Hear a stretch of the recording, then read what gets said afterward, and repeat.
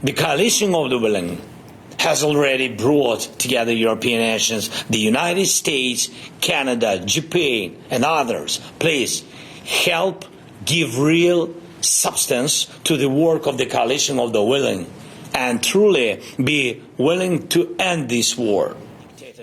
Volodymyr Zelenskyy addressed the European Parliament in Brussels by video today. He said Ukraine has defended its independence and preserved its statehood, and he urged allies to maintain sanctions on Russia. Zelenskyy also called for security guarantees, including a clear path to membership in the European Union. So for more, let's bring in journalist William Denslow to talk about this anniversary and how it's being marked. He joins us live from Kyiv. So, Will, Ukraine's allies have been pledging more support for the country, including Canada. What more can you tell us about where that stands? That's absolutely right, Artie. European allies from across the world of Ukraine pledging what's been described as unwavering support. That's certainly the message from leaders that have made it here to the Ukrainian capital to mark this day in person alongside Ukraine's president. The UK, for example, well, they've pledged over $20 million worth of humanitarian aid, as well as support for the country's battered energy grid. We've heard from Mark Rutte, NATO's Secretary General. He's described Ukraine as the first line of defence, not just for the country, but for Europe as a whole. Ukraine continues to blunt Russia's aggression, and despite Putin's posturing, Russia has failed to meet their ambitions on the battlefield. Putin must show if he is serious about peace. President Trump has been clear from the start that he wants to end the war now. The Ukrainian people deserve a just and lasting peace. Their security is our security.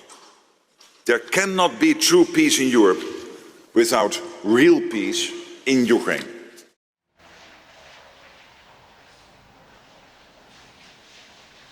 European leaders were hoping to come here to Kyiv armed with a 20th round of sanctions to slap on Moscow. That has not happened yet, though. That's been held up because of a spat between Ukraine and Hungary and Slovakia over the supply of Russian oil through Ukrainian territory. Artie? Now, meanwhile, what's the latest on the ongoing war as it enters its fifth year?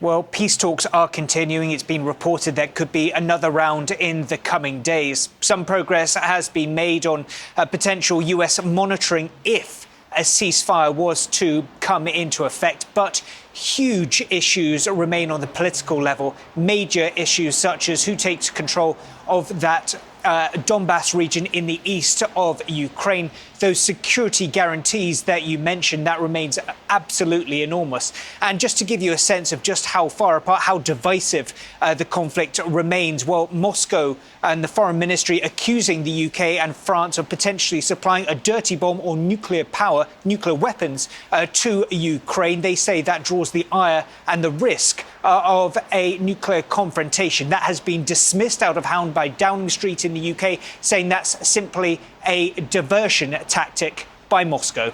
Artie? Thanks for this, William. That is journalist Will Denslow in Kyiv.